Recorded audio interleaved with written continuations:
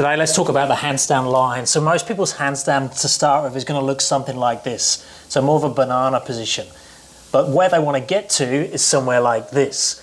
So more stacked, more straight lined, maybe a posterior tilt, core in, abs on, pushing up to the ceiling, making that more of an arrow position. Now, it's very common that people will start thinking about that line and trying to get to that perfect position before they can even balance, before they even have the mobility to get into that position with hands above head, tail tucked under, and stack everything together. So they're actually going for something that's impossible. So today, let's talk about going from that banana position to the straight handstand.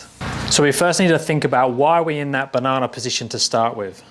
And for most people, it's going to be a combination of two things. It's going to be the position of strength or the position of balance. So when I hold a handstand, it's actually easier to hold with my chest facing the floor, my body arched and my legs over.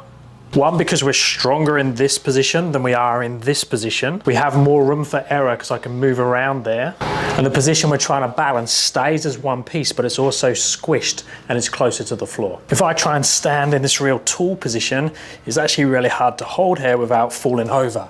It's like I'm delicate or my line is fragile.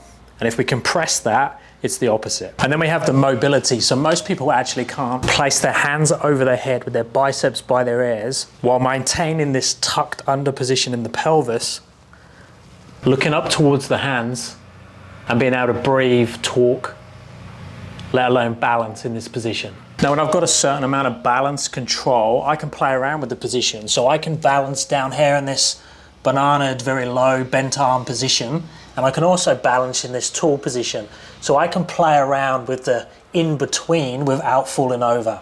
Now, most people don't have that luxury with their balance yet, but we can do a similar drill up against the wall. So I can put myself in this more banana position, and then I can push up tall, even step 1 foot away, try and stack everything, and then collapse back down again. And I can do that back to wall, and I can do it chest to wall. Now, obviously there's a strength component there to be able to push out of that position, but if you can hold for time in a chest to wall handstand for say 60 seconds, you should be able to play with this a little bit. If you can't, that's something you should work on.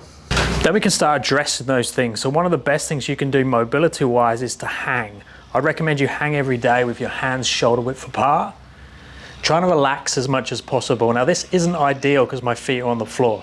So I would raise this up higher so I can get into a full hanging position where my feet aren't touching the floor, but my hip is open. So open hip is this.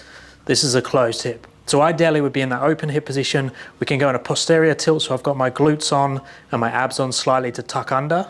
So I'm mimicking this handstand position, not this. We could specifically target muscles around the hip to make sure we're nice and open through there and it's not restricting us. Because surprisingly, the hip affects the opening of the upper back and the shoulders, especially when the hands are above the head. And then I would definitely target the thoracic mobility separately. Now, this made a massive change to my handstand ability, both in flexibility and being able to use the strength I had for not only balance, but the presses and the handstand push-ups and things like that. And then the big one is just being realistic with what you've got.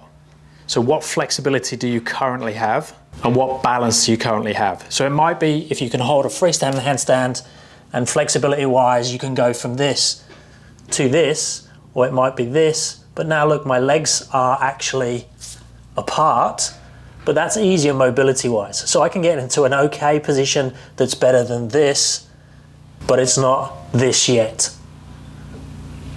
And again, I've got the control to play around with that. You might not have that yet, so do the same thing against the wall. Just be careful that if your max hold is like 20 seconds freestanding and you change your line, but you change your line into a balanced position that can only hold for 4 seconds, I wouldn't go there. I'd go somewhere in the middle and I'd still prioritize balance until you can comfortably hold for 30 seconds plus, and then use that as your base and come back and fine tune your line. It's worth maintaining and keep working on your chest to wall handstand holds. So ideally trying to mimic the handstand line that you're going for against the wall. Be careful not to do this all the time. This is easier mobility wise by tucking the chin. This is more realistic to what's going to happen when I do freestanding because I'm going to be looking at the floor. So it's harder to look at the floor than it is to look there mobility wise, but this is easier to balance by looking at the floor. The hollow body holds or the backline drills are fantastic, and the frontline drill with the chin on the floor. Let me know if you have any questions of this one. Check out my website, www.paultwyman.com.au, if you've got any questions or if you're after any coaching. I've got my workshops coming up in the UK. I'll link them down below, and also a couple in Perth, Australia.